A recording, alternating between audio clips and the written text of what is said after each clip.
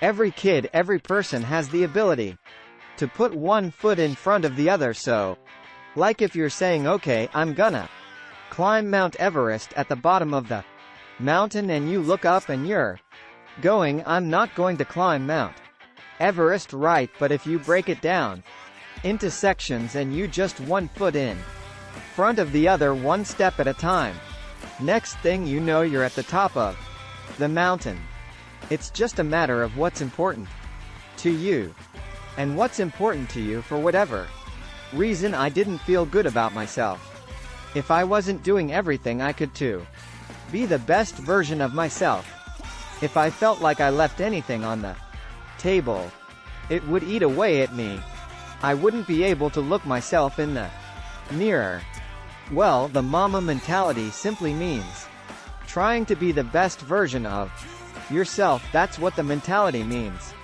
It means every day you know you're trying to become better, and it's a constant quest, it's an infinite quest. So, starting at the age of 2 when I first started playing the game, and on and on and on, I always ask questions, I always try to get better every single day, learn more. You know, a lot of things I learned by being around the game. Right, so by the age of 6 I was already strategizing versus other 6-year-olds. I just constantly looked for things to learn from and very observant everything I've learned from the game of basketball, I've carried it over into life, you know. Like basketball's helped me be a better person, a better friend, well, because there's life lessons that are within the game, like communication, like unselfishness, like attention to detail, and empathy and compassion, like all those things are in the game, and as an athlete, if we are aware of those things, it helps us become better human beings. If your job is to try to be the best basketball player you can be, to do that, you have to practice, you have to train. Right, you want to train as much as we can, as often as you can. So if you get up at 10 in the morning, train at 12, train for 2 hours, 12 to 2. You have to let your body recover, so you eat, recover, whatever, you get back out. You train, start training again at 6. Train from 6 to 8, right, and now you go home, you shower, you eat dinner, you go to bed, you wake up, you do it again, right? Those are 2 sessions, right? Now imagine you wake up at 3, you train at 4, you go 4 to 6, come home, breakfast, relax. Now you're back at it again, 9 to 11, right, relax, and all of a sudden, you're back at it again, 2 to 4, and now you're back at it again, you know. 7 to 9, look how much more training I have done by simply starting at 4. Alright, so now you do that, and as the years go on, the separation that you have with your competitors and your peers just grows larger and larger and larger and larger and larger, and by year 5 or 6, it doesn't matter what kind of work they do in the summer, they're never going to catch up because they're 5 years behind, right? So it makes sense to get up and start your day early, because you can get more work out. If I start earlier, I can train more hours, and I know the other guys aren't doing it because I know what their training schedule is, right? So I know if I do this consistently over time, it's the gap's just going to widen and widen, and they won't be able to get that back. So to me, it was just common sense. I'm like thinking, how can I get an advantage? Oh, start earlier, yeah, let's do that. It's just a matter of what's important to you, and what's important to you for whatever reason. I didn't feel good about myself. If I wasn't doing everything I could to be the best version of myself, if I felt like I left anything on the table, it would eat away at me. I wouldn't be able to look myself in the mirror, right? So the reason why I can retire now and be completely comfortable about it, because I know that I've done everything I could to be the best basketball player I could be, and so you can't leave any stone unturned. You can't shortchange yourself like you did not. You're not cheating anybody but yourself. I mean, you're tired. You're literally this far away from the Line, why would you not go that extra to touch the line right? So if I let them get away with that right all of a sudden, he starts maybe a cheat something over here, right? Not give his best over here. Not give his best over here, and as years go on, he's not going to reach his full potential because he's been taking these little shortcuts that just add up, and you can't let that happen. Our job as teachers, as mentors, as inspirers, it's our responsibility to hold them accountable to those things. Whatever you're doing at that moment is what you're doing at that moment. You know, it's like that's where the obsessiveness is, having attention to detail for the action that you are performing at the time you're performing it. And if you can have that kind of focus, you can't help but to have a certain level of obsession or attention to detail, to be unyielding, really, like you're always going after it, always going after it. And if there's a challenge that ensues, oh good, I want to see how I stack up to that. So you go after it. It's fun. It's like you get a chance to compete against opponents and you get a chance to see where you stack up against them. It's like, I want to see if maybe I'm not good enough today. If that's fine, I'll be good enough the next time I see you. Though you know, and you get a chance to always measure yourself, and it's just fun to do that. So I guess that's where relentlessness comes from. Whatever moments occur, good, bad, or indifferent, I can use those moments to propel me forward, use those as fuel to help me be a better player. Well, losing to the Celtics in the finals of 2008, I mean, that was tough.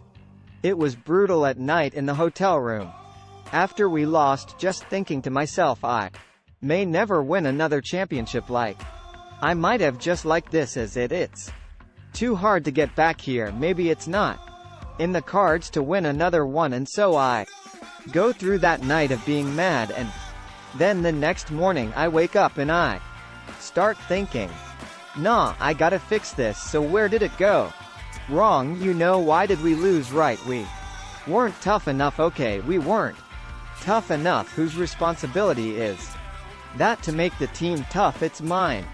Alright, so now I have to start figuring out how I'm going to lead this team differently, so to make sure that when we get to the finals the next time, we're tough and ready for this challenge. And you know, that's how you bounce back from those moments. It was hard, man, because the Achilles injury is the worst injury for an athlete. It's like the worst. It's like the kiss of death. And when I ruptured my Achilles, I knew what happened. I knew the severity of the injury, and I didn't know if I was going to come back from it. Like, this is it. Like my career could be over right now. But what I did is, you know, I went home and I was just really angry. And I was angry, I was mad, I was angry. I worked so hard for us to get to the playoffs and to have a chance to win another championship, and then this happened. So I had a lot of anger, and then from the anger, then I was sad. And then you start feeling bad for yourself, and then you say, alright, okay, I'm done being a baby. Okay, what am I gonna do now? Because I can't sit here and give up. That's not an option. So now what? It's a process. You look at process. What am I going to do? What can I control? Surgery, or do the surgery, come out of the surgery, recover from their physical therapy? Okay, physical therapy, piece by piece by piece by piece by piece, start running back on the court. And so I broke things down into sections and said, okay, I'm going to focus on resting right now. This is it. I'm gonna focus on moving my toes and then walking. And then so you look at every challenge at every step, and that's how you're able to be resilient and come back from these things. Every kid, every person has the ability to put one foot in front of the other, right? So, like if you're saying, okay, I'm going to climb Mount Everest at the bottom of the mountain, you look up and you're going, I'm not going to climb Mount Everest. Right, but if you break it down into sections and you just 1 foot in front of the other, 1 step at a time, next thing you know you're at the top of the mountain. I came back from the Achilles and I was fine, and then the next year I fractured my knee. Right, it's like here we go again, come back from that next year, tear my shoulder, here we go again. Right, but if I looked at those things in totality, it'd be depressing. But if I look at it as just the facts, this is it happened, can't do anything about it, it happened, now what are you gonna do? 1 step at a time. As time goes on, I'm sitting there 78 years old, and I'm going to be wondering if I could have come back from this injury. I don't want to wonder, I want to find out. I want to see if the critics are out there saying he's done, he'll never come back. Maybe you're right, maybe you're not, but let's find out. I think the greatest fear that we face is ourselves. Actually, I think it's not anything that's external or anything that's superficial. I think the greatest fear you face is yourself, maybe because we all have dreams, and it's very scary sometimes to accept the dream that you have, and it's scarier still to say, okay, I want that. It's scary because you're afraid that if you put your heart and soul into it and you fail, then how are you going to feel about yourself, right? So being fearless means putting yourself out there and going for it, no matter what. Go for it, not for anybody else, but for yourself. Dance beautifully in the box that you are comfortable dancing in, right? So like everybody's box is different. My box was to be extremely.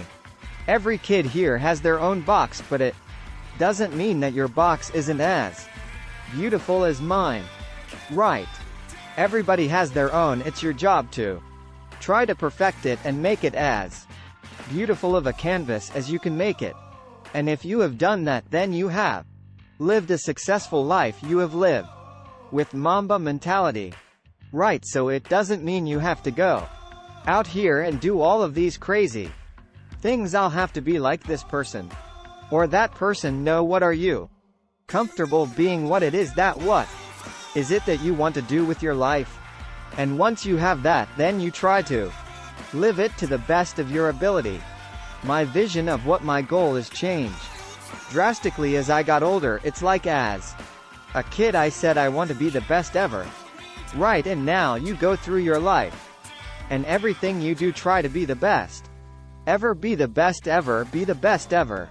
As you get older, you start understanding that those things are very superficial things, and everybody has a different opinion about it. No matter what you do, I can win 20 championships. There's always an opinion on who's the best. Everybody has different opinions, and so I started really kind of understanding maybe that's not the important thing. Maybe the important thing is to how do we as a team grow? How do I help my teammates be better? So that was the first change for me, and then as I got older, still it became more about how are you inspiring others, right? To find themselves. That is the ultimate championship. So how do you use your passion and use that to inspire somebody else to create their passion, and then how can they pass that on to the next person? That is true success.